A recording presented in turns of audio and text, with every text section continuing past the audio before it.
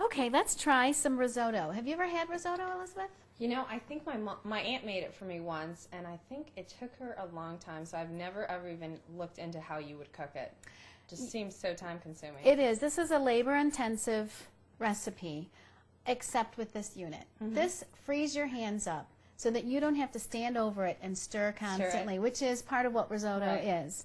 So let's make some risotto with ease. I'm going to turn on our unit, and we're going to start with just a little bit of oil, about a tablespoon. Now this is olive oil. This is olive oil. I use olive oil for most of my cooking. And we're going to just saute. These are some shallots. Okay. You can use plain onions if you like, but and it's already warm. Or actually, it's already pretty hot because it's already sizzling. Right. So that was very fast. So we're going to let that saute just for a little bit. It's stirring for us. In theory, we could be off doing other things, maybe cleaning up the kitchen dishes or prepping the next part of another part of the meal. Wow, that was fast. You can already smell the onions. It smells great. Okay, and then we're going to add the risotto. Yep, this is the risotto. Risotto is an Italian rice, so it's shorter and more rounded. And the thing with risotto is that you need to stand over it. Now, how many people would this serve? This would generally risotto is a side dish, so this would certainly serve 6 people. 6 people. Okay, and if you want to measure a 1/4 cup of the white wine. The white wine that I'm going to add. And I'm going to just reduce our heat a little bit down to about 250.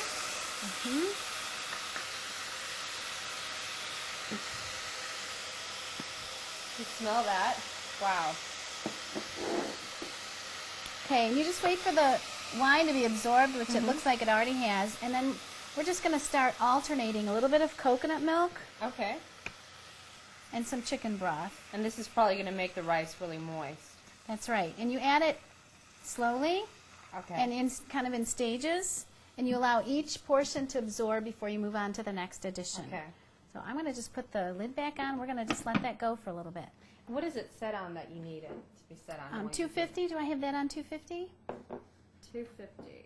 It's on 250. Okay. So we had it up on high heat to saute our onions, and then we dropped it back while this is simmering.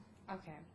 And you let it sit for how long when you... You just kind of eyeball it. As you see that it's absorbed the amount of liquid you've put in, and you add some more. Okay. Okay. You just keep adding until it's taken up all the liquid, and it takes about just about 17 to 20 minutes. 17 to 20 minutes.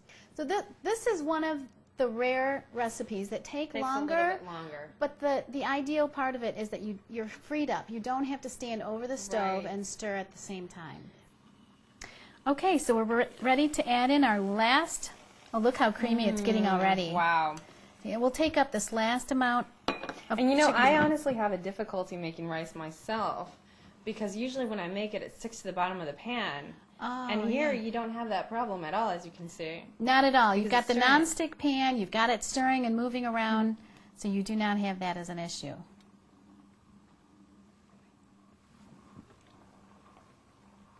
Look at how creamy that is. Wow. And I can still smell the coconut. It smells I want to great. try it. And you can see it's totally done through. Not like cooking it in a pot. And not sticking. You can see the bottom of the pan as you sticking. pulled through there. It just comes right away. That's great. You know, there are so many risotto recipes out there. It's amazing. You could make a full cookbook just on risotto recipes. You can add in all kinds of things. Now this one has the coconut in it, which I don't think you've ever tried I've before. never tried it, so I'm excited about that. I actually love cooking.